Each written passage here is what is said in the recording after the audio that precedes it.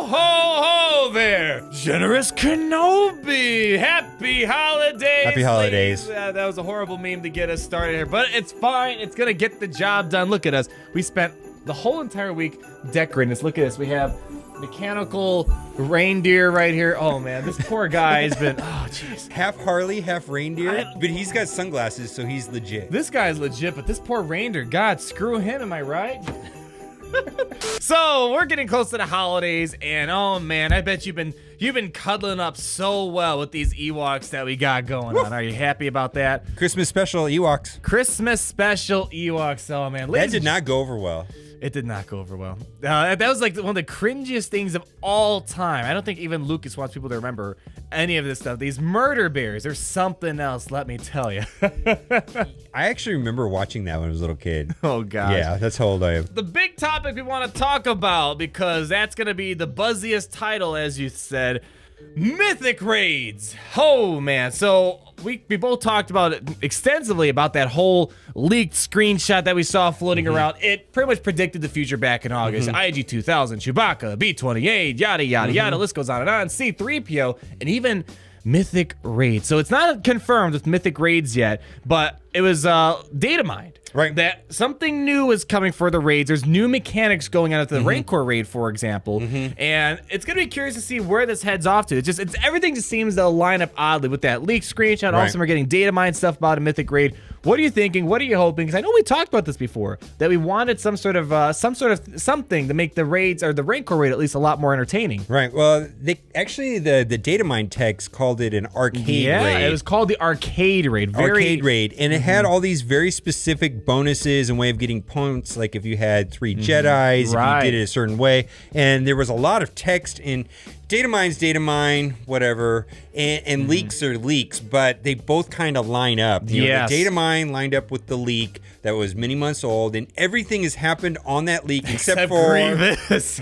Why? Everything but Grievous didn't happen on well, that everything one. but Grievous and a trilogy, pretty much the whole Clone Wars month, but the crap. But I don't know. Falcon's not on there yet. Not yet. Falcon, we want to talk about that everything too. else has happened. Yeah. So, I mean, I'll leave some screenshots showing what we're talking about here. There's not really much detail, just something to keep your eyes peeled for, because it's something that we talked about, something we saw in this pretty decent screenshot that's been going around, and now it's been data mined. I'm just hoping it just brings some life back into the Rancor raid, because I think the Rancor raid is kind of my favorite raid of all time. It was just simple, it was fun, and I'd be curious to see how they kind of make it better. Maybe add some new tier of rewards. Who knows? Do you remember the first time you went into Phase 4 of the raid and your characters just got smashed? They got smashed. They got smashed, and then or the first time they got eaten. Oh, that was great. Man. I remember going, "This is horrible." I was like, "We're never going to be able to beat this." Every bit of new content, whatever it may be, there's always complaining. Everyone complained about Rancor raid. Everybody complained about everything that's ever new come to this game. So, like Grand Arena, I'm sure we're going to complain. Complaints about Grand Arena. We got to talk about that too.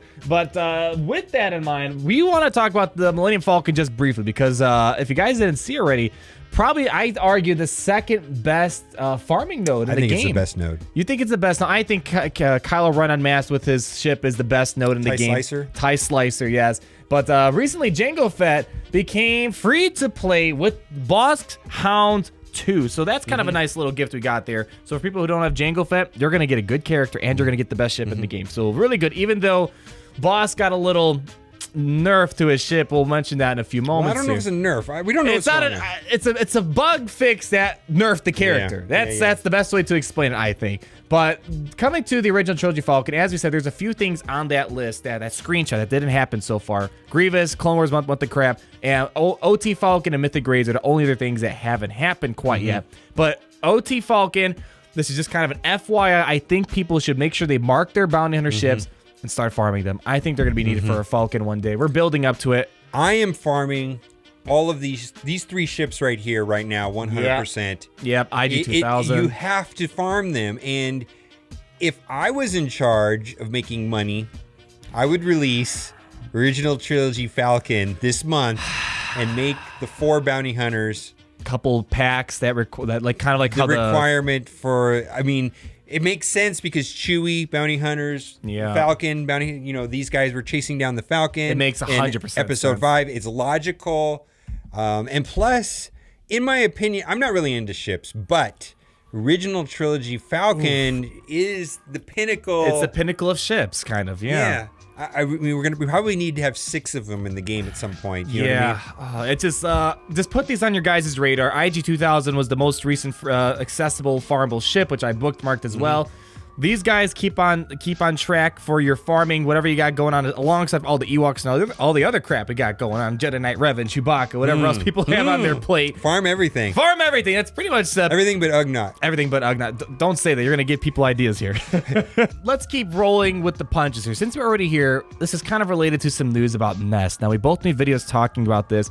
Nest got a fix, which equal to her being nerfed. Right. And it all came down to how her max protection bonus was calculated and is based off max health. Now they changed how max health, it changes throughout the battle. So now when you get that stacking bonus protection, it goes in accordance with where your max health is at the time you were hit. So it could be 1 due to Jedi Knight Revan. Right. So they specifically called out Nest in the post that I'm going to show on the screen here. But they said it affects other max health characters that give bonus protection. Bosk's Houndstooth, that got a slight fix, nerf, whatever you want to call it.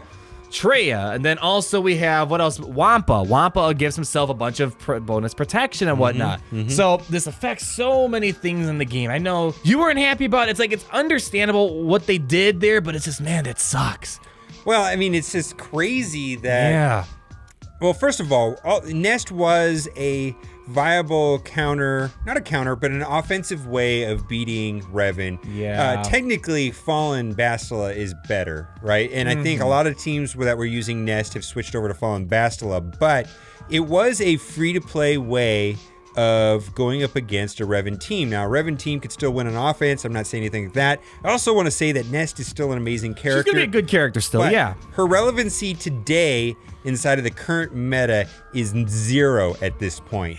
None. I mean, Grand Arena should probably be helpful because you're going to see a bunch of random teams, as I'm going to show what I've been doing personally on my account. So she's not a horrible character, but her viability against Revan, pretty much what the crap. Right. So her max protection was based off of her health at the current battle. Who knows why it's health? That's another conversation. It's really complicated. But now it's based off of her health at the time when it happened. So when Revan was knocking down her max health, that means she was getting lower amounts of bonus protection. Basically, she gets blown up now. Yeah. And this is the case for pretty much anyone that deals with max health equaling extra protection bonuses. So just to be aware of that, Grand Arena's coming. It's already here. It's going to be starting probably by the time you're watching this video.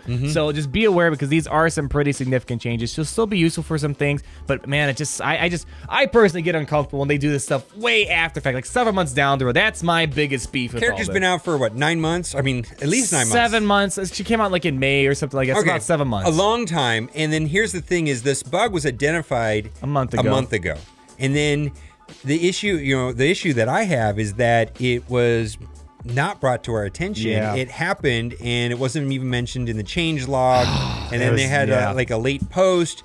And I feel bad for like the free-to-play players that are like, I'm barely getting her. I'm going to unlock her at 7 stars like next week. And I was gearing up, but I wasn't going to use her. But I think a lot of people were going to use her as a viable strategy. Zeta and everything. Oh yeah. Well, I don't think they're going to regret that. She's still an amazing. She's still a good character. But if your expectation was to do that crazy Revan anti-Revan trick, not really going to happen. But as a standalone light side character, what other character on the light side, I mean, she's up there. Yeah. I mean, I don't want to say she's like CLS, or Thrawn, but she is a plug and play character. Yes. Yeah. And there are certain teams that can't beat her. And she is going to be defining going forward. If a team can't beat a Nest, it's not a good team, and there are a million teams out there that just can't beat Nest. CLS team. Yes, and the RJT and all that stuff. Yeah. So she's still gonna be a good character, but it just kind of sucks, like especially when you have to farm it free to play. It's like, oh, you just got her. It's like, sorry, you're too late. Moving on, Grand Arena. Most likely, I already have my whole beginner-ish guide or whatever you want to call it for this.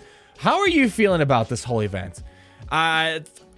I know you're in a bit of a different situation because the problem is the higher the GP you have, they ask more squads out of you. You have to find a full extra squad because you're a couple 100,000 GP more than me. And we talked about this before. You're like 3.6 and I'm just like a hair over 4 million GP.